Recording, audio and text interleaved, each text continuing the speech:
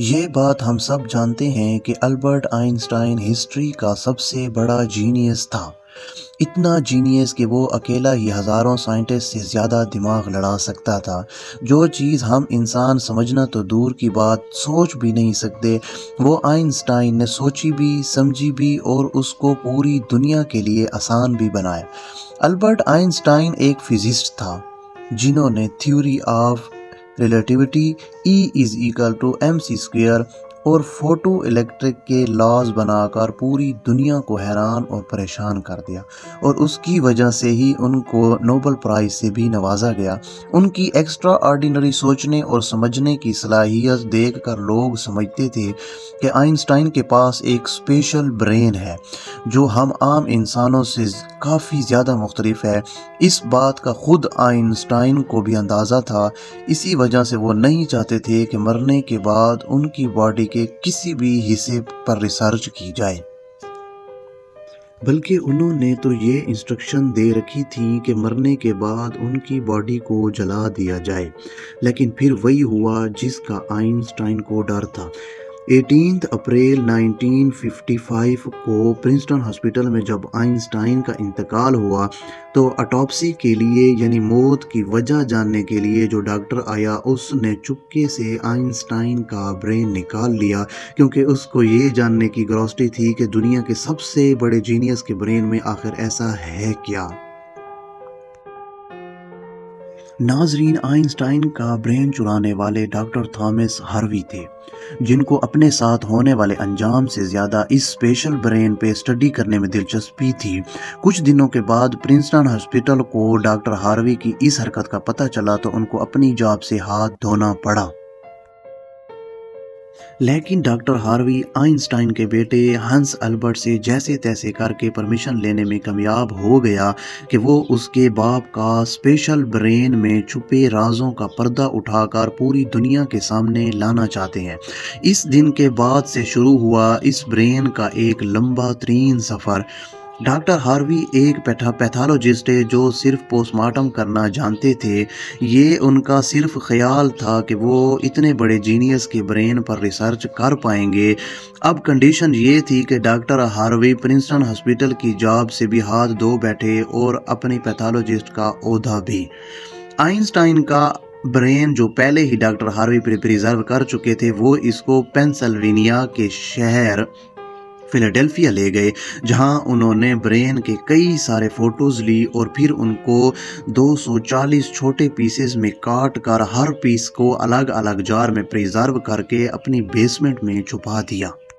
اسی مسئلے کو لے کر ڈاکٹر ہاروی کا اپنی بیوی کے ساتھ کئی بار جھگڑا ہوتا رہتا تھا، کیونکہ ان کی بیوی اکثر یہ دھمکی دیتی تھی کہ وہ اس برین کو اٹھا کر پھینک دے گی۔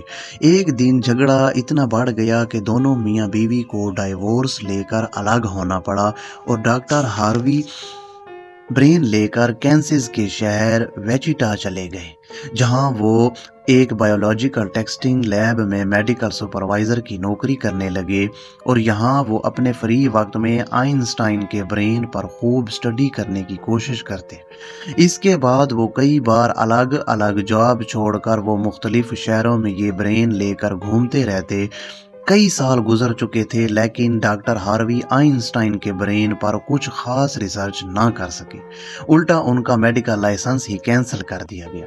نوبت یہاں تک آ گئی کہ ان کو ایک پلاسٹک کی فیکٹری میں جاب سٹارٹ کرنا پڑی۔ تبھی انہوں نے پہلی بار ایک اچھا فیصلہ کیا، وہ ان کے برین کے الگ حصوں کو دنیا بھر کے نیورو پیتھولوجسٹ کے پاس ڈیٹیل ریسرچ کے لیے بھیجیں گے۔ لہٰذا انہوں نے ایسا ہی کیا۔ 1955 میں برین چوری ہونے کے 30 سال بعد یعنی 1985 میں پہلی بار آئنسٹائن کے برین پر اسٹڈی پبلش کی گئی، جس کے بعد اگلے 28 سال تک جینیس برین پر دنیا بھر کے نیورو پیتھولوجسٹ نے کئی اسٹڈی پبلش کی، جن میں بتایا گیا کہ آئنسٹائن کا برین عام انسان کے برین سے کافی مختلف تھا۔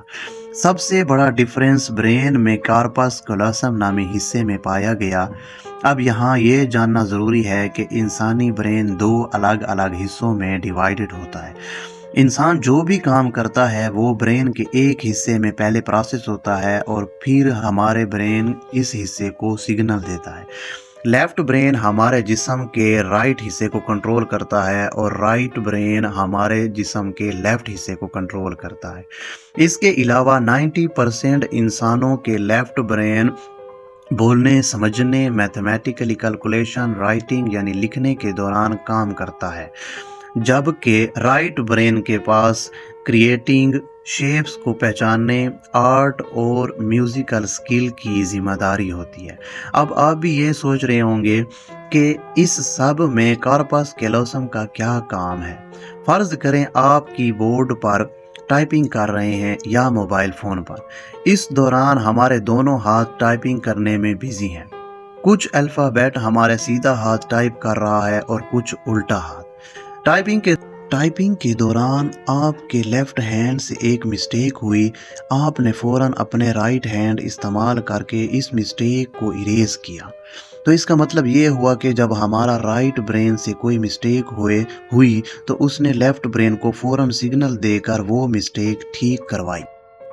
برین کے دونوں حصے آپس میں جس چیز کے تھرو کمیونیکیٹ کرتے ہیں اسے کارپس کیلوسم کہا جاتا ہے، اور آئنسٹائن کا کارپس کیلوسم تمام انسانوں کے مقابلے میں کچھ زیادہ بڑا تھا، یعنی ان کا لیفٹ اور رائٹ برین کا آپس میں بہت سٹرونگ کنیکشن تھا، جس کی وجہ سے آئنسٹائن ایک ہی وقت میں کافی ساری پرابلمز اور کئی سچویشن کو امیجن کر سکتے تھے۔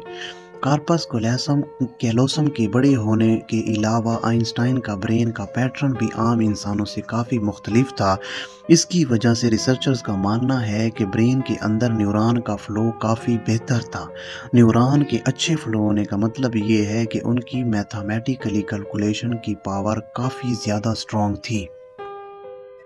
Albert Einstein complex mathematically problems کو بغیر پین پیپر کے اپنے دماغ کی مدد سے یہ سالو کرنے کی قابلیت رکھتے تھے۔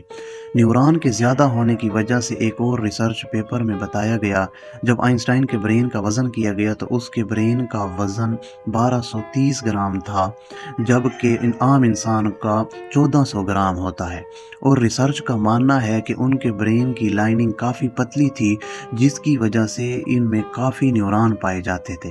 لیکن سب سے بڑا سوال ابھی بھی وہی تھا کہ کیا آئنسٹائن ایسے ہی اسپیشل برین کے ساتھ ہی پیدا ہوئے تھے یا ان کے پیدا ہونے کے بعد چینجز آئیں؟ جانچ کے بعد معلوم پڑا کہ البرٹ آئنسٹائن جب پیدا ہوئے تو پورے 5 سال تک بول نہیں سکتے تھے، جبکہ دوسرے بچے 2 یا 3 سال کی عمر میں بولنا شروع کر دیتے ہیں، اور جب انہوں نے بولنا شروع کیا تو زیادہ بولنا پسند نہیں کرتے تھے، کیونکہ وہ ہمیشہ اپنی سوچوں میں گم رہتے تھے۔